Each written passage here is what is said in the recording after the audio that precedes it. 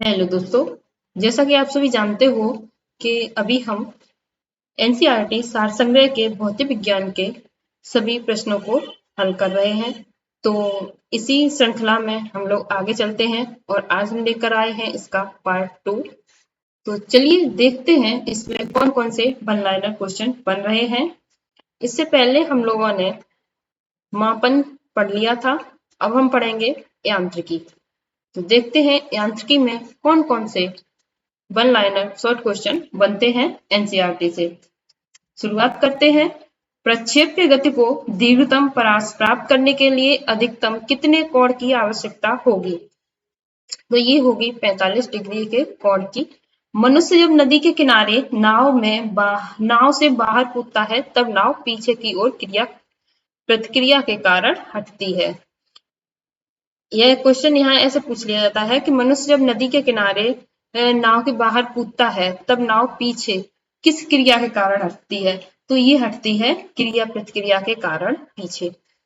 संवेग परिवर्तन की दर किसके बराबर होती है? तो ये होती है बल के बराबर।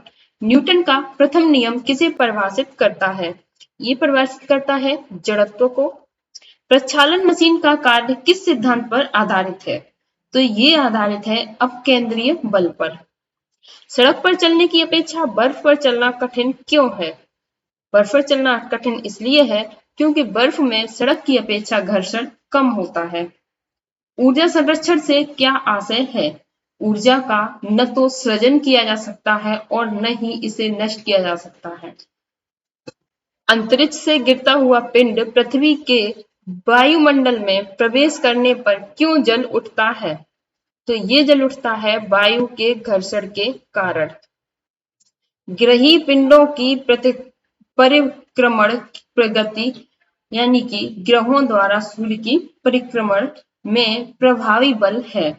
तो इसमें प्रभावी बल है अभिकेंद्रीय बल। दूध मथने के पश्चात क्रीम का दूध से पृथक हो जाने का कारण क्या है? तो ये कारण है अपकेंद्रीय बल का। वायु की ऊर्ध्वाधर गति को क्या कहते हैं? तो इससे कहते हैं वायु प्रक्षोभ। इंग्लिश में बोलेंगे विंड आउटबर्स्ट। रॉकेट किस सिद्धांत पर कार्य करता है? तो रॉकेट कार्य करता है संवेग संरक्षण के सिद्धांत पर। अब देखते हैं न्यूटन के गति के नियम। तो न्यूटन की गति के 3 नियम थे। पहला नियम है गति का प्रथम नियम देखते हैं। यदि कोई पिंड ब्रह्मावस्था में है तो वह तब तक उसी अवस्था में रहेगा जब तक उस पर कोई बाह्य बल न आरोपित किया जाए। इसका उदाहरण है चलती गाड़ी के रुकने पर उसमें बैठे यात्रियों का आगे झुकना। आपने देखा होगा, आप कहीं गाड़ी में या बस में यात्रा कर रहे हैं और एकदम से बस ब्रेक लगती है तो एकदम से आप आगे को झुक जाते हैं। तो ये न्यूटन के गति के प्रथम नियम के कारण होता है। दूसरा उदाहरण है पेड़ से फल टूटकर नीचे गिरना। कपड़े को डंडे से पीटने पर धूल कणों का अलग होना। द्वितीय नियम है किसी वस्तु के संवेग परिवर्तन की दर उस पर लगाए गए बल के समानुपाती होती है तथा संवेग परिवर्तन की दिशा बल के अनुदिश होती है। अब इसका उदाहरण है गेंद पकड़ते समय खिलाड़ी अपने हाथों को पीछे की ओर खींच लेता है। तृतीय गति का नियम है प्रत्येक क्रिया के बराबर और विपरीत दिशा में प्रतिक्रिया होती है, इसलिए गति के तृतीय नियम को क्रिया प्रतिक्रिया का नियम भी कहते हैं। इसका उदाहरण है बंदूक से गोली निकलते समय बंदूक पकड़ने वाले व्यक्ति को पीछे की ओर धक्का लगता है। जिन लोगों ने बंदूक चलाई होगी उन लोगों को ये बात अच्छे से पता होगी कि जब भी बंदूक चलाते हैं तो एकदम से पीछे को झटका सा लगता है, धक्का लगता है। रॉकेट वायुयान की गति चप्पू चलाने पर नाव का आगे बढ़ना। ये है न्यूटन की गति के तृतीय नियम के उदाहरण। नेक्स्ट देखते हैं क्या है। किसी पिंड के संवेग और वेग के अनुपात से प्राप्त मान क्या कहलाता है?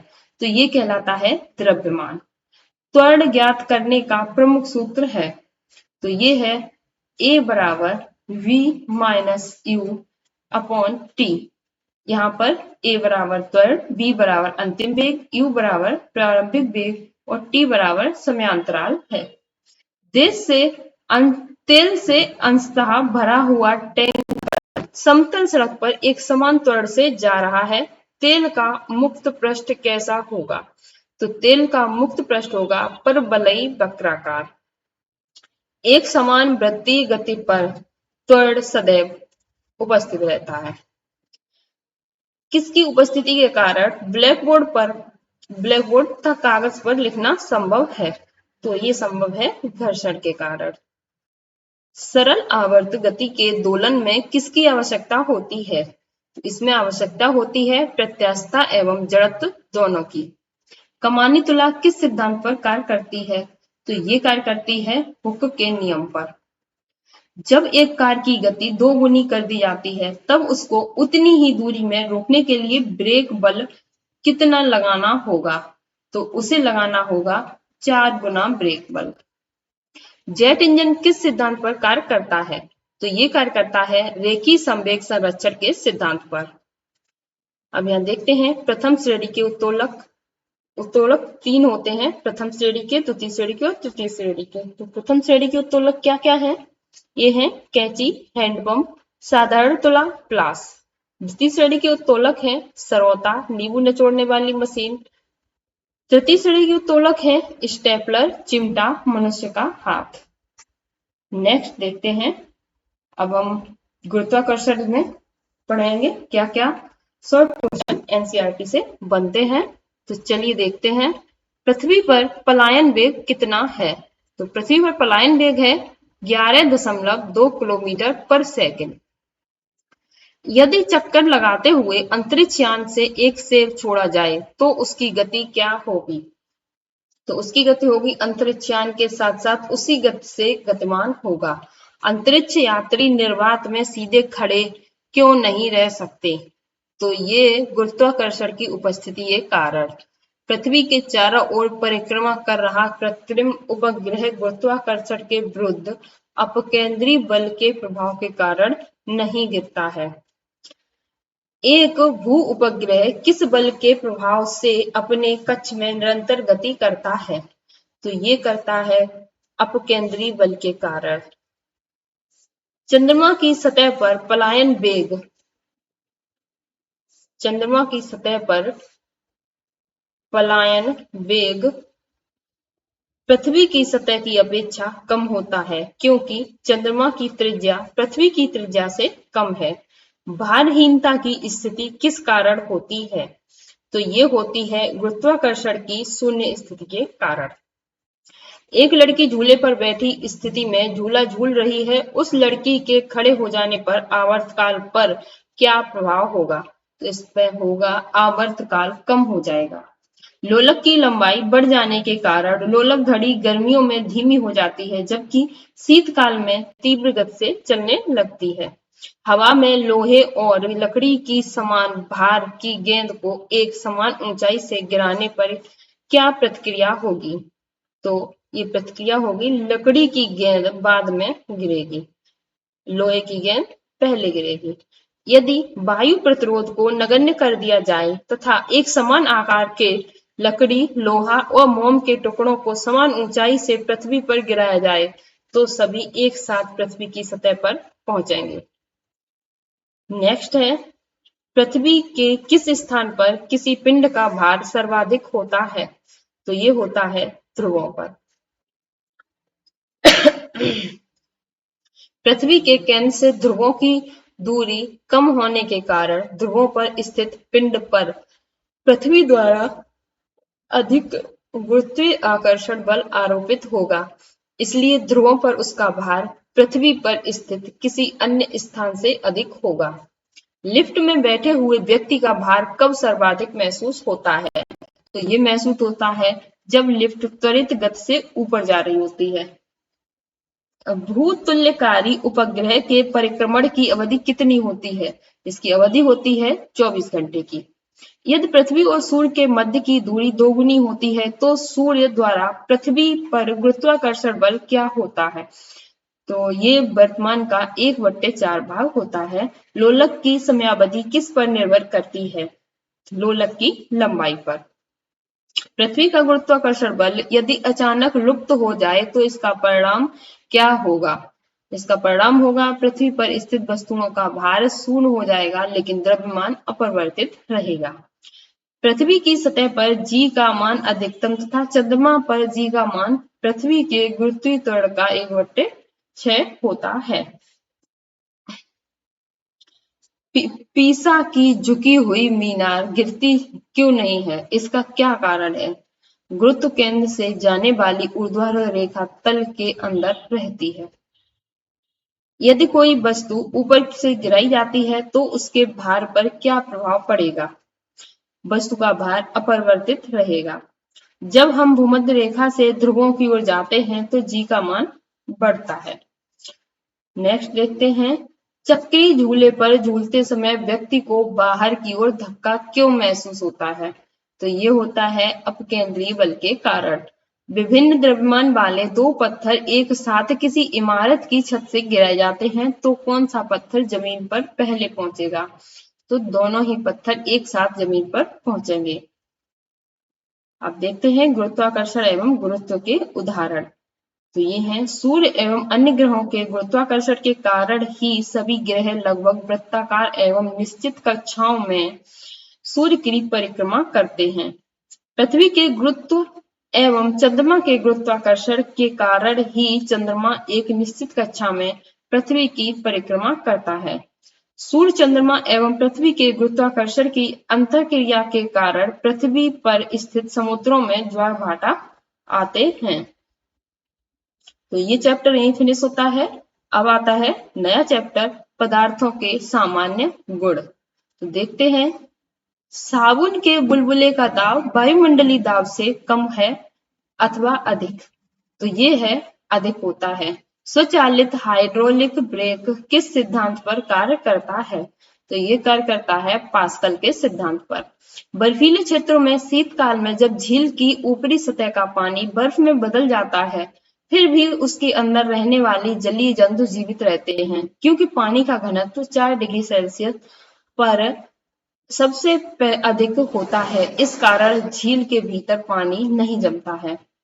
नदी से समुद्र में प्रवेश करने पर किसी जहाज की क्या प्रतिक्रिया होती है? तो वह समुद्र में कुछ ऊपर उठता है। वायुमंडल में बादलों के तैरने का क्या कारण है? वायु के घनत्व की तुलना में बादलों का घनत्व कम होता है। लोहे का घनत्व उसके द्वारा हटाए गए जल के आपेक्षिक घनत्व से अधिक तथा पारे के घनत्व से कम होता है। इस कारण लोहे की कील पारे में तैरती रहती है।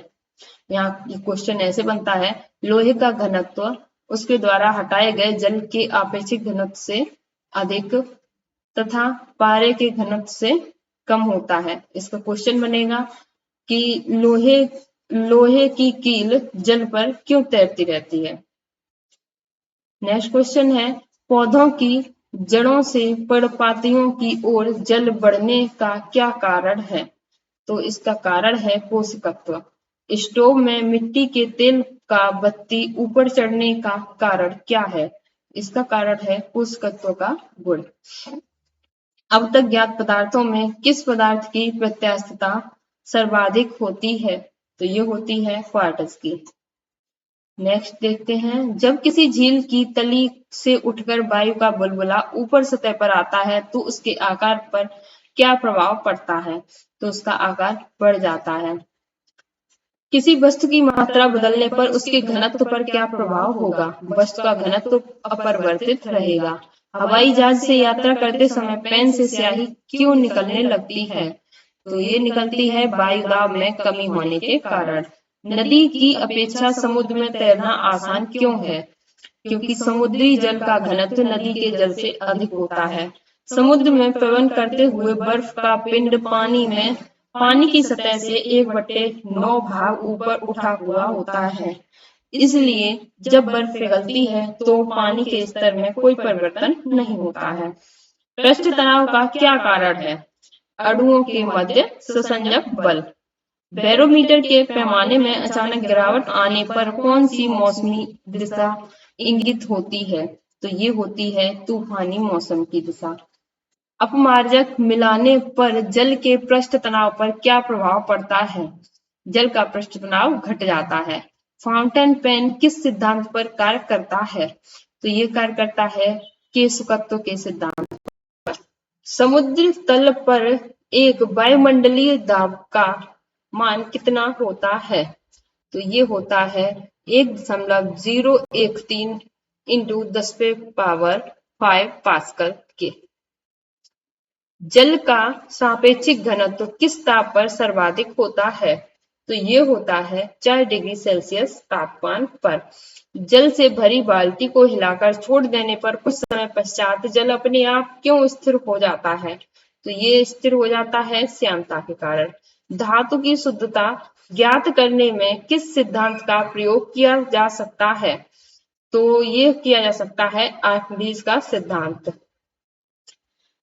जल से निकालने पर शेविंग ब्रश के बाल आपस में किस कारण से चिपक जाते हैं? तो ये चिपक जाते हैं पृष्ठ तनाव के कारण। स्टील रबड़ की अपेक्षा अधिक प्रत्यास्थ क्यों है? तो स्टील के लिए अधिक विरूपक बल की आवश्यकता होती है। नेक्स्ट देखते हैं, तेल जल के पृष्ठ पर क्यों फैल जाता है? क्योंकि तेल का पृष्ठ तनाव जल से कम होता है। वर्षा की बूंदें गोलाकार क्यों होती हैं? तो ये गोलाकार होती हैं जल के पृष्ठ तनाव के कारण। कुएं से पानी से भरी बाल्टी को ऊपर खींचते हैं तो क्या अनुभव होता है? बाल्टी पानी की सतह से ऊपर आकर भारी हो गई है। वाहनों में स्नेहक तेल का प्रयोग क्यों किया जाता है? तो ये किया जाता है घर्षण कम करने के लिए। आंधी आने पर टिन की छत और छप्पर उड़ जाते हैं क्योंकि उनके ऊपर का वायुदाब नीचे के वायुदाब से कम हो जाता है। किसी वस्तु की सतह के लंबवत लगने पर बल को क्या कहते हैं?